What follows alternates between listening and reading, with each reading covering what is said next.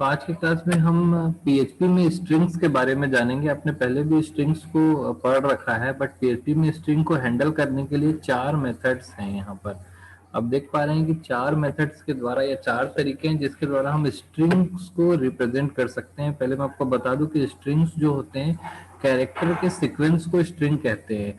यानी कि अगर आपका कोई कैरेक्टर पी है और एच है और फिर से पी है, तो इन तीनों का जो सीक्वेंस है इनको हम स्ट्रिंग कहेंगे। और स्ट्रिंग और कैरेक्टर एरे में एक डिफरेंस होता है कि स्ट्रिंग जो है वो लास्ट में नल कैरेक्टर से एंड होती है। तो ये जो कोई वर्ड हम लिखते हैं या कोई सेंटेंस लिखते हैं, एक्चुअली एक स्ट्रिंग होती है। स्ट्रिंग में वाइट स्पेस को भी कैलकुलेट किया जाता है। तो किसी भी प्रकार के टेक्स्ट को सेव करने के लिए, प्रिंट करने के लिए या रिप्रेजेंट करने के लिए स्ट्रिंग डेटा टाइप का यूज किया जाता है। अब हम देखेंगे पीएचपी जो है स्ट्रिंग को हैंडल करने के लिए कुछ एडिशनल फीचर्स का यूज करता है। यहाँ पर आप देख पा रहे हैं कि पीएचपी जो है यूनिकोड यानी कि 256 कैरेक्टर सेट को सपोर्ट करता है अपने स्ट्रिंग में। यानी कि आपको कैरेक्टर सेट यूज कर रहे हैं 256 वाला, यानी आस्की वैल्यू को ये सपोर्ट करता है। आस्की वैल्यू जो है किसी भी कैरेक्टर का या किसी अल्फाबेट का या फिर किसी भी एक सिंगल कैरेक्टर का न्यूमेरिक कोड होता है, स्टैंडर्ड न्यूमेरिक कोड होता है जिस नंबर से उसको रिप्रेजेंट किया जाता है। क्लियर है? तो पीएचपी में स्ट्रिंग को हैंडल करने के लिए चार मेथड्स हैं। पहला मेथड है सिंगल कोड। सिंगल कोड के द्वारा आप पीएचपी में स्ट्रिंग को रिप्रेजेंट कर सकते हैं। डबल कोट के द्वारा कर सकते हैं, हियर डॉक के द्वारा कर सकते हैं और न्यू डॉक सिंटेक्स के द्वारा कर सकते हैं। तो आइए देखते हैं कि इन चारों सिंटेक्स में इन चारों सिंटेक्स को हम कैसे यूज कर सकते हैं और क्या क्या सभी में अंतर है। यहाँ पर आप देखेंगे कि डबल कोट वाला जो सिंटेक्स है वो पुराना सिंटेक्स है।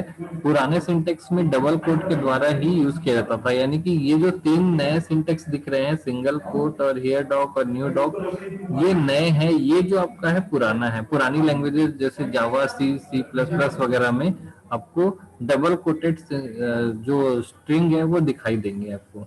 क्लियर है? तो आइए देखते हैं कि single coated string, double coated string और बाकी सारे फॉर्मेट में क्या अंतर है। यहाँ पर आप देख पा रहे हैं कि सिंगल कोटेड स्ट्रिंग को हम कैसे यूज कर सकते हैं। हमने एक वेरिएबल बनाया है पीएचपी टैग के अंदर और इसके अंदर सिंगल कोटेड स्ट्रिंग लिखा है, यानी कि सिंगल कोट ओपन और सिंगल कोट क्लोज किया यहाँ पर, और उसके बीच में कोई भी कैरेक्टर का सीक्वेंस लिखा है। इस कैरेक्टर के सीक्वेंस की कुछ मीनिंग है जो हम समझ पा रहे हैं। इसमें वाइट स्पेस या ब्लैंक स्पेस भी शामिल किया जाता है। तो पूरा स्ट्रिंग जो है ये एच से स्टार्ट हो रहा है और ई पे खत्म हो रहा है और इनको सिंगल कोट से बंद किया गया है। ये जो टेक्निक है यूज की जाती है पीएचपी में, ताकि हम इंटरनल जो जब हम नेस्टेड स्ट्रिंग बनाते हैं उसमें ये डिफरेंशिएट करने के लिए बहुत यूजफुल होता है। आपने देखा था कि आप दो स्ट्रिंग बनाते हैं, एक स्ट्रिंग के अंदर दूसरी स्ट्रिंग बनाते हैं, तो वो बाहरी जो स्ट्रिंग रहती है उसको हम डबल कोट से दिखाते हैं और जो अंदर की स्ट्रिंग होती है उसको सिंगल कोट से दिखाते हैं। तो नेस्टेड स्ट्रिंग स्ट्रक्चर को ये बहुत अच्छे से सपोर्ट करता है। क्लियर है? तो ये ऐसे पहला जो मेथड है जिसमें हम स्ट्रिंग को इस तरीके से रिप्रेजेंट कर सकते हैं सिंगल कोट के द्वारा और इको करके उसको प्रिंट कर सकते हैं। बाकी सारे फॉर्मेट जो है वो पीएचपी के यहाँ पर यूज हो रहे हैं। क्लियर है? जब इस प्रोग्राम को हम रन करेंगे जैम्प सर्वर पर तो ये हमारा आउटपुट आएगा। क्लियर है? अब आप यहाँ पर और भी चीजें देख सकते हैं कि कुछ स्पेशल कैरेक्टर्स होते हैं, जैसे बैक स्लैश को रिप्रेजेंट करने के लिए डबल स्लैश का यूज किया जाता है, या स्लैश आर जो है वो रिटर्न के लिए होता है, न्यू लाइन के लिए स्लैश एन होता है। ये सारे जो कैरेक्टर कांस्टेंट है ये आपने पहले भी पढ़ रखा है। क्लियर? तो इसको हम देखेंगे कि डबल स्लैश, बैक स्लैश वगैरह जो है ये क्या काम करते हैं, इसको और आगे देख लेते हैं। पहले हमने देखा कि सिंगल कोटेड स्ट्रिंग जो कि पुरानी लैंग्वेजेस में यूज नहीं होते थे, जैसे पुरानी ट्रेडिशनल लैंग्वेजेस हैं जैसे जावा, सी प्लस प्लस, इसमें डबल कोटेड स्ट्रिंग यूज होते हैं। यानी कि आप अगर स्ट्रिंग को रिप्रेजेंट करना चाहते हो तो उनमें कैरेक्टर के सीक्वेंस को डबल कोट के अंदर लिखना होता है आपको। इससे ये चीज होती है कि आप नेस्टेड स्ट्रिंग को यहाँ पर रिप्रेजेंट नहीं कर सकते। जैसे मुझे ये भी एक स्ट्रिंग को रिप्रेजेंट करना है, ऐसा रिप्रेजेंट करना है, तो मैं ऐसा रिप्रेजेंट नहीं कर पा रहा था क्योंकि कंप्यूटर इसको एक स्ट्रिंग समझता है, एच से स्टार्ट होते हुए और एन पे खत्म होता हुआ यहाँ पर एक स्ट्रिंग समझता है, यहाँ पर स्ट्रिंग को एंड कर देता है, और सिंगल जो है वो अपने आप में अलग सेपरेट एंटिटी बन जाती है, और ये वाला एक सेकेंड स्ट्रिंग मान लेता है, और इस कंडीशन में एरर जनरेट हो जाएगा। जबकि सिंगल कोटेड स्ट्रिंग का अगर यूज करें ऐसा, तो ये हमको पूरी की पूरी स्ट्रिंग यहाँ से लेकर के यहाँ तक मिलेगी, क्योंकि इस डबल कोट का एंडिंग यहाँ पर हो रहा है, और उसके इस बड़ी स्ट्रिंग के अंदर एक छोटी स्ट्रिंग है, नेस्टेड स्ट्रिंग। ऐसा सपोर्ट हमको मिलता है सिंगल कोट और डबल कोट दोनों का यूज करने पर। तो ये था सिंगल कोटेड स्ट्रिंग, इसको हमने यूज भी कर रखा है। आगे देखते हैं नया जो फॉर्मेट है, दूसरा फॉर्मेट। यहाँ पर आप एक एग्जांपल देख पा रहे हैं कि मैंने सिंगल कोटेड स्ट्रिंग बनाई है। जैसे यहाँ पर आप देख रहे हैं कि str1 नाम से एक वेरिएबल क्रिएट हुआ है, और सिंगल कोट से इसकी स्टार्टिंग हुई है। क्लियर है? और यहाँ पर देखिए आप मल्टीपल लाइंस को लिखे हैं। आपको पता है कि HTML में जब इसको प्रिंट किया जाएगा तो मल्टीपल लाइंस प्रिंट नहीं होती, बल्कि वो इस तरीके से आगे बढ़ जाएगा। हेलो टेक्स्ट के बाद मल्टीपल लाइन यहाँ पर आएगी। वो ऐसा इसलिए होता है, जब तक हम BR नहीं लगाते हैं तब तक वो नेक्स्ट लाइन पर नहीं आता है, भले आप नीचे ही क्यों ना लिखें। तो ये पहला जो स्ट्रिंग है वो H से स्टार्ट हो रहा है और यहाँ पर खत्म हो रहा है। तो इस str1 को अगर मैं इको करूं, देखिए यहाँ पर लिखा हुआ है लास्ट स्टेटमेंट, लास्ट जो 7th स्टेटमेंट है वहां लिखा हुआ है str1, str1, और उसके आगे डॉलर लिखा हुआ है। इसका मतलब है कि वो उसकी वैल्यू प्रिंट करेगा। तो str1 का जो आउटपुट होगा वो होगा हेलो टेक्स्ट, और इसके आगे ही होगा मल्टीपल लाइन, और इसके आगे होगा text with in single coated string. तो ये जो पहली लाइन का जो आउटपुट आया है ये str1 का है। उसके बाद BR टैग को लगाया गया ताकि लाइन चेंज हो जाए। उसके बाद str2 और str3।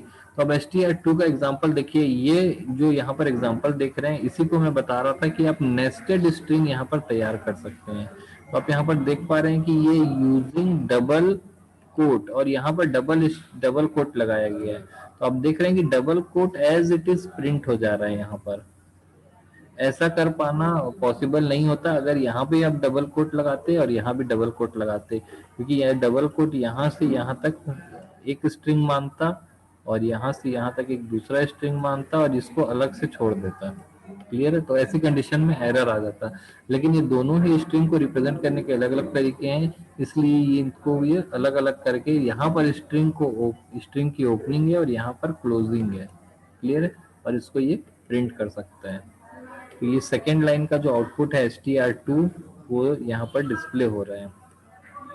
थर्ड लाइन का जो आउटपुट है आप देख पा रहे हैं कि यहाँ पर ऐसे ये डिस्प्ले किया जा रहा है स्लैश के साथ। स्लैश n जो है इन्हें सिंगल कोट के अंदर लिखा गया है, इसलिए ये एज इट इज प्रिंट हो जा रहा है। क्लियर है? तो इस तरीके से आप स्पेशल कैरेक्टर कांस्टेंट को भी सिंगल कोट और डबल कोट के डिफरेंट डिफरेंट कॉम्बिनेशन से प्रिंट करा सकते हैं। एक एग्जांपल देखा हमने। चलिए इसके आगे हम एक और एग्जांपल देख लेते हैं। कैरेक्टर कांस्टेंट को प्रिंट कराने के लिए, बैक स्लैश वगैरह को प्रिंट कराने के लिए कैरेक्टर कांस्टेंट है, उनको देखते हैं कि उनको कैसे प्रिंट कराते हैं।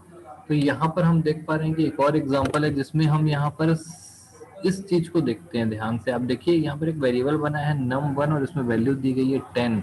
तो किसी स्ट्रिंग के अंदर अगर आप डॉलर के साथ वेरिएबल का नाम देंगे तो ये इसकी वैल्यू प्रिंट कर देता है। क्लियर है? तो यहाँ वैल्यू प्रिंट करना था। अगला देखते हैं। जैसे हम यहाँ पर वेरिएबल की वैल्यू प्रिंट कराए हमने, यहाँ पर आउटपुट में कुछ गड़बड़ी है, 10 आउटपुट आना चाहिए यहाँ पर, फिलहाल ऐसा इतने में गड़बड़ हो गया। तो यहाँ पर जब हम डॉलर साइन के साथ अगर कोई वेरिएबल का नाम देंगे तो उसकी वैल्यू प्रिंट होती है। और बैक स्लैश को भी हम सिंगल कोट के अंदर यहाँ पर दे सकते हैं। तो देखिए बैक स्लैश के द्वारा हम यहाँ पर स्लैश एन और स्लैश टी को एज इट इज प्रिंट कर सकते हैं, जो कि कैरेक्टर कांस्टेंट हैं। इन कैरेक्टर कांस्टेंट के बारे में आपने पहले भी पढ़ रखा हो। ये कैरेक्टर कांस्टेंट जो होते हैं उन वो ग्रुप में होते हैं, यानी एक से अधिक कैरेक्टर्स होते हैं और उनकी एक सिंगल वैल्यू होती है। ऐसे ग्रुप के कैरेक्टर्स को हम कैरेक्टर कांस्टेंट बोलते हैं और इनका यूज किसी स्पेशल टास्क के लिए किया जाता है। जैसे स्लैश एन का यूज हमको किया जाता है न्यू लाइन के लिए, स्लैश टी का यूज किया जाता है टैब के लिए। ऐसा इसलिए किया जाता है, ग्रुपिंग इसलिए की जाती है क्योंकि अगर मैं इसका ग्रुप नहीं करता हूँ तो कभी ना कभी किसी न किसी एक कैरेक्टर को रिजर्व करना पड़ेगा एक स्पेशल टास्क के लिए। जैसे मान लीजिए मैं एन का यूज करता हूँ न्यू लाइन के लिए, तो जब भी मैं कैरेक्टर में लिखूंगा, यहाँ पर मान लीजिए मैं मोहन लिखता हूँ, तो वहां पर एन कभी प्रिंट नहीं होगा क्योंकि एन का यूज होगा न्यू लाइन के लिए। तो एक कैरेक्टर मुझे रिजर्व करना पड़ेगा, जो कि सही चीज नहीं है। अल्फाबेट को हम रिजर्व नहीं कर सकते हैं, ये किसी एक चीज को रिजर्व नहीं कर सकते हैं, किसी एक कॉम्बिनेशन को रिजर्व कर सकते हैं। इन ये कॉम्बिनेशन जब भी मिलेगा, अगर मुझे स्लैश प्रिंट करना है तो मैं ऐसा प्रिंट कर देता हूँ, तो मैं ऐसा बताता हूँ। मुझे स्लैश प्रिंट करना है तो ऐसा प्रिंट कर दूंगा, एन प्रिंट करना है तो ऐसा प्रिंट कर दूंगा। लेकिन जब भी स्लैश और एन एक साथ आएंगे तो ये कभी प्रिंट नहीं होता। इसकी एक नई स्पेशल मीनिंग होती है, जिसको कैरेक्टर कांस्टेंट कहा जाता है। क्लियर है? और उसकी मीनिंग चेंज नहीं होती है, जो मीनिंग है वो रहेगी पुरानी। यहाँ पर देखिए कि आपने थर्ड जो एग्जांपल है, इसमें आपने कैरेक्टर कांस्टेंट को यूज किया है। ये एग्जांपल काफी अच्छा है। आपको देखेंगे थर्ड लाइन जो है, ये str इसमें स्ट्रिंग को यूज किया गया है। इसका आउटपुट पहले आप देखिए यहाँ पर, और आउटपुट में क्या आया है, तो आप यहाँ पर सिंगल कोट को ही स्टार्ट किए हैं और सिंगल कोट से ही खत्म किए हैं। लेकिन बीच में अगर सिंगल कोट स्टार्ट किए और बीच में सिंगल कोट खत्म किए, तो ये इसको यहाँ से यहाँ तक स्ट्रिंग नहीं मान रहा है। क्यों नहीं मान रहा है? इसका एक रीजन है। इसका रीजन है कैरेक्टर कांस्टेंट, जो मैंने अभी बताया। यहाँ से लेके यहाँ तक वो एक स्ट्रिंग नहीं मान रहा है।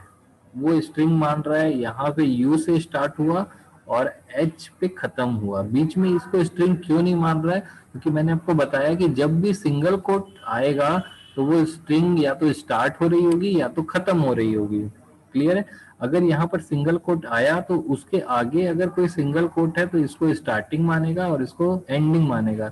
लेकिन जब दो कैरेक्टर एक साथ आ जाते हैं, स्लैश के साथ कुछ आ जाता है, स्लैश को स्पेशली कैरेक्टर कांस्टेंट को डिजाइन करने के लिए ही रखा गया है।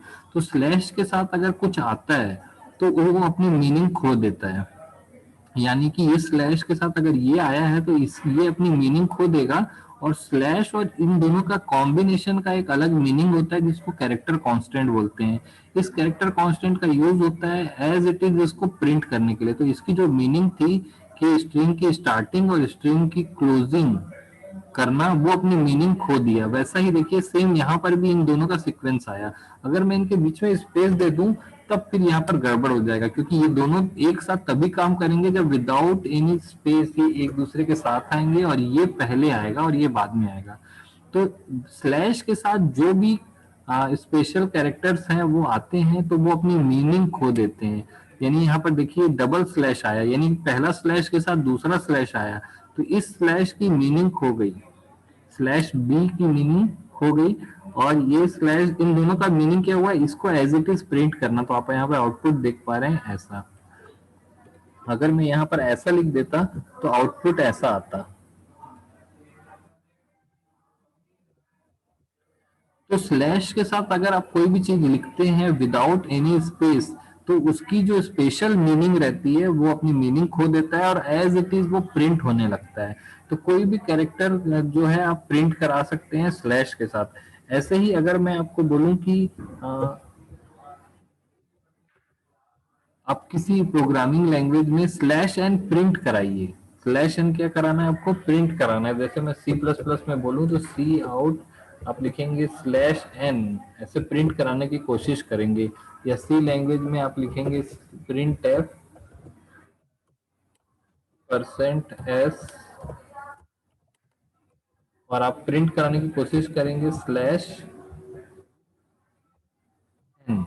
ये प्रिंट कराने की कोशिश करेंगे तो ये प्रिंट नहीं होगा, क्योंकि slash n as it is screen पर नहीं दिखता, बल्कि एक लाइन नीचे आ जाएगी, लाइन चेंज हो जाएगा, जबकि प्रिंट नहीं होगा। लेकिन स्लैश एन प्रिंट कराना है तो 2 बार स्लैश लगा दीजिए, तो ये जो स्लैश है वो अपनी मीनिंग खो देगा, ये अपनी मीनिंग खो देता है, और slash as it is print होता है और एन भी प्रिंट हो जाएगा। तो ऐसा डबल लगाने से प्रिंट हो जाता है, जो कि यहाँ पर किया गया है। क्लियर? यहाँ पर भी आप डबल स्लैश लगाएंगे तो वो अपनी मीनिंग खो देगा। इस प्रकार से आपने देखा कि यहाँ पर जो स्लैश लगाया गया है वो एक स्पेशल कैरेक्टर्स की मीनिंग को खत्म कर देता है। इसको हम कैरेक्टर कांस्टेंट कहते हैं। ये जो है कैरेक्टर कांस्टेंट या स्केपिंग सीक्वेंस भी कहा जाता है। इसको 2-3 नाम से जानते हैं, कैरेक्टर कांस्टेंट, कैरेक्टर लिटरल्स या फिर स्केपिंग सीक्वेंस के नाम से भी जाना जाता है। तो स्लैश का यूज होता है स्किपिंग सीक्वेंस के मीनिंग को खत्म करने के लिए। तो आपने ये एग्जांपल में देखा कि इस तरीके से यहाँ पर तीनों का आउटपुट ऐसा दिखाई दे रहा है। तो इस तरीके से हम स्ट्रिंग को, अलग अलग टाइप की स्ट्रिंग को ऐसा हैंडल कर सकते हैं।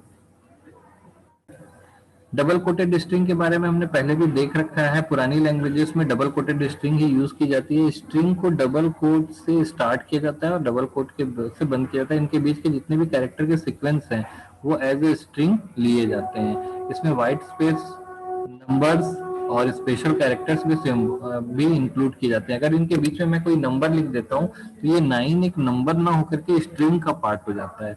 यानी कि अगर मैं यहाँ पर इस तरीके से लिख दूं 999, तो यहाँ पर ये जो 999 है वो एक स्ट्रिंग है, ना कि नंबर है। ये मैं इसमें अब अरिथमेटिक कैलकुलेशंस नहीं कर सकता हूँ। ध्यान देना है कि आप स्ट्रिंग पे अरिथमेटिक कैलकुलेशंस नहीं कर सकते। मैं इसमें +1 नहीं कर सकता, ये वैलिड नहीं है। मुझे पहले इसको कन्वर्ट करना पड़ेगा इंटीजर में, दोबारा फिर मैं +1 कर पाऊंगा। यानी हम नंबर्स को भी डबल कोट में लिखें तो वो स्ट्रिंग में कन्वर्ट हो जाता है। और स्ट्रिंग सारे अल्फाबेट और आपके characters, small and capital, numbers 0 to 9, सभी चीज का सीक्वेंस होता है। डबल कोट से स्टार्ट करके डबल कोट में बंद किया जाता है। ये लगभग हर प्रोग्रामिंग लैंग्वेज में यूज किया जाता था, बट PHP में सिंगल कोट वाला भी यूज किया जाता है।